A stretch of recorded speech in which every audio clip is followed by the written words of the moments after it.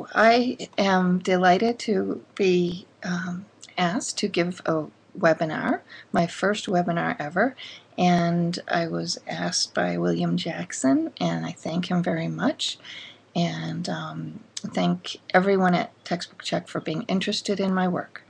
I'm presenting today on how racial etiquette, sensitivity training, and New Age therapy hijacked the Civil Rights Revolution, because that was the subtitle of a book that I wrote called Race Experts.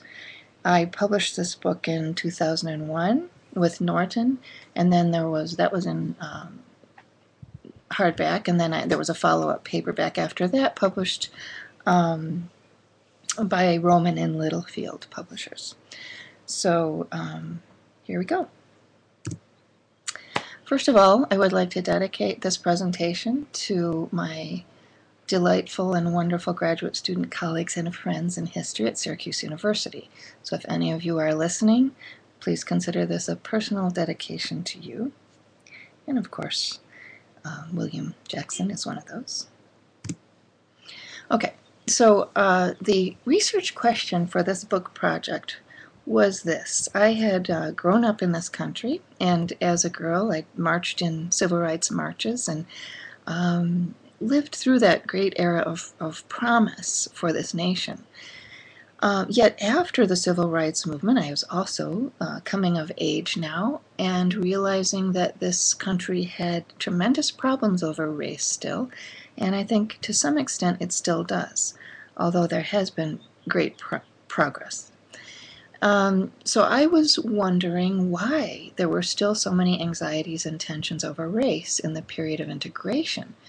Here we'd had this amazing movement, this mass interracial movement that had very high ideals, and it had achieved many of those ideals really quite remarkably. It was certainly one of the most remarkable mass movements ever in history.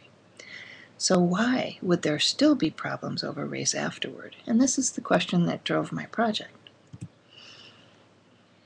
Well, what I found was that the civil rights movement truly was a revolution in this country. If you think about it, this was a country that was just torn apart by its racial past. So the civil rights movement did actually dismantle the legal apparatus of racial segregation and racial oppression. It also helped usher in, and it also represented, a sea change in racial attitudes. And this is the term used by sociologist Orlando Patterson, who wrote a brilliant book called The Ordeal of Integration that helped me situate my own study. So the civil rights movement also brought great exposure to the public of the nation's past, its past of racial crime, and it held those crimes up against the nation's ideals of pluralism, equality, morality, and showed the actual living record to be tremendously insufficient, to be a sign of great hypocrisy, contradiction of those ideals. So in doing this, it also exposed what had become a tradition of a racial double standard in all aspects of life. And we are familiar with this. Most of us here in this country coming up are exposed to this history, as are people in other countries. The separate water fountains, separate burial grounds, separate churches, separate everything you can possibly imagine by race. So there was this simple dichotomous view of this thing called race that drove all of social life and infused social arrangements.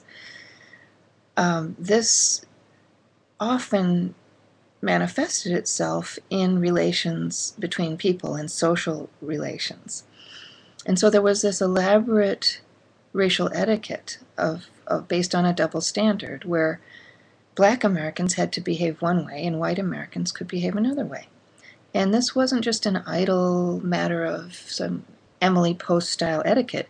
This was as in if you were a young black man and you looked at a white young woman in certain areas of the country in a certain way, you might actually find yourself the target of a lynch mob.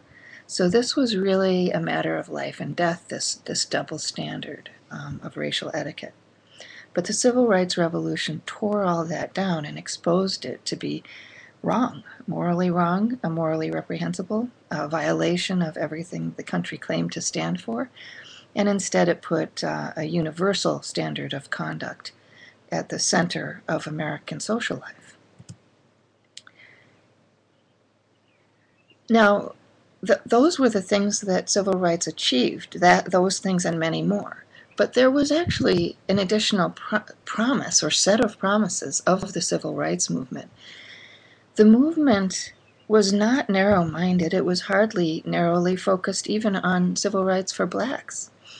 It was a movement that was founded on principle, and this principle gained it a mass following among whites and blacks, people of all colors. And this surprised everyone. It seemed to come out of nowhere, although it was really a long time brewing. And it was a source of tremendous inspiration throughout the world. Well, the promise of this movement was not just to add entitlements or add rights to a marginal group, although it certainly was about doing that. It also promised to revamp all of American life, in fact, to bring about the true promise of American democracy at last. So it had several goals that made it one of the most inspiring movements one could possibly imagine. Not to purify, but to fulfill American democracy. So some of the goals and ideals were these.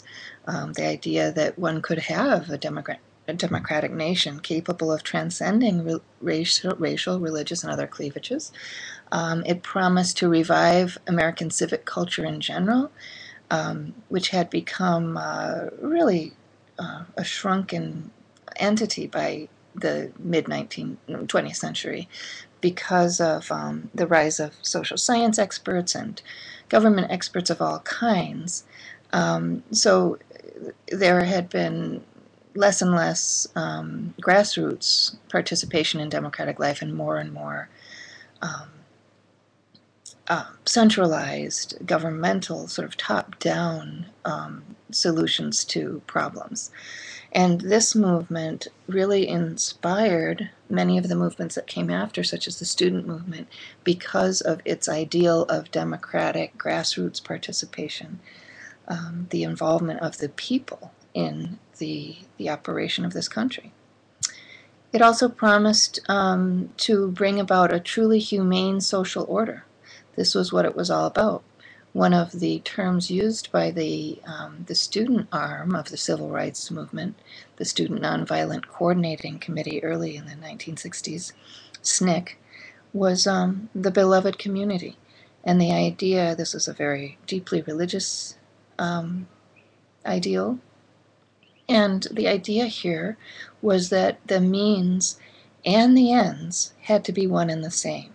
That if you were going to aspire to live in community with others, in fellowship, in a meaningful community, then you had to use a meaningful community to get there. And this was the idea that inspired the civil rights marches, the gatherings, the assemblages in churches, the singing that was so important, the collective singing. This is the beloved community was what drove the whole thing. And the ideals inspiring the movement were also egalitarianism, of course, social integration of people from all backgrounds, and community, strong communities themselves. So these were some of the promises of this remarkable movement. And my contention is that so far anyway, the story of civil rights is at best mixed. That's not at all an assessment of the movement itself, but rather of what happened after, when a whole different group, claiming to be inspired by civil rights, took up the baton and took it in a whole different direction.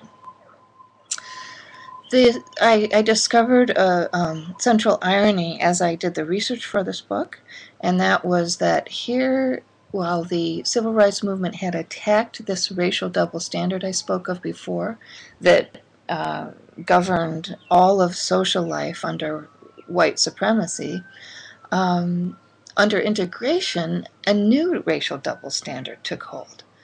And while this could easily be dismissed as a small matter, a matter of etiquette, that it really has not much to do with anything important about race, I think sadly it has to do with almost everything regarding race. So why is there this central irony?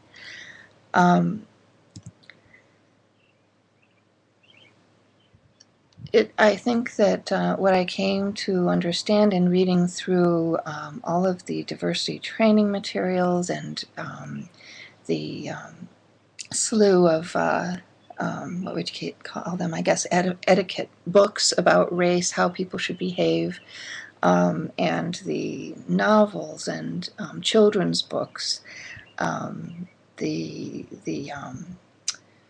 records of encounter groups and diversity training sessions, and all of the other sources that I used in Race Experts, I concluded that one of the main problems that took the civil rights universalism and the fight against a double standard of behavior and replaced it with a kind of a new double standard and a new set of racial rituals that made talking about race and solving problems relating to race very difficult, was this fateful conjunction.